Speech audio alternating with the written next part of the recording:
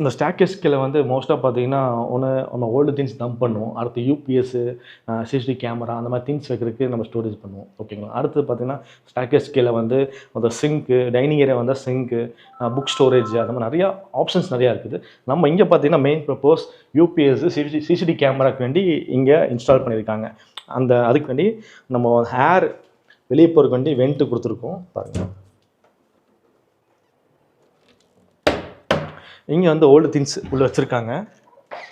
இங்கே நம்ம என்ன யூசேஜோ நம்ம ட்ராஸோ செல்ஃப்ஸ் அது மாதிரி கொடுத்துக்கலாம். ஆனால் செல்ஃப்ஸோ ட்ராஸாக கொடுக்கும்போது அந்த ஸ்பேஸ் ரொம்ப கம்மியாயிடும். அதனால் மேக்ஸிமம் வந்து உள்ளே வந்து ஓப்பனாக இருக்கணும். பிளைன் ஸ்பேஸாக இருந்தால் உங்களுக்கு ஈஸியாக இருக்கும்.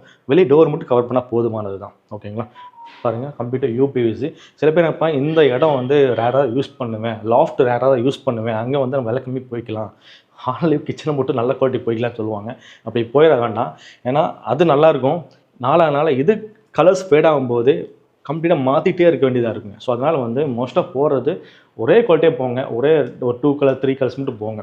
ஒவ்வொரு ரூம் ஒவ்வொரு கலர் பண்ணும்போது அந்த ரூம் வந்து பெயிண்டிங் ஆல்சோ நாளைக்கு மாத்திரா இருந்தாலுமே அந்த கலர்ஸ் இருக்கா, கம்ப்ளைண்ட் ஆகுமா ஆகாதா, அந்த வியூ நல்லா இருக்குமா, நிறைய டவுட்ஸ் இருக்கும். ஸோ அதனால் வந்து மோஸ்ட்டாக ஒரு 2 கலர்ஸ் 3 கலர்ஸ் போகும்போது உங்கள் வீடு நல்லாயிருக்கும் ஒரே கலராக பண்ணும்போது.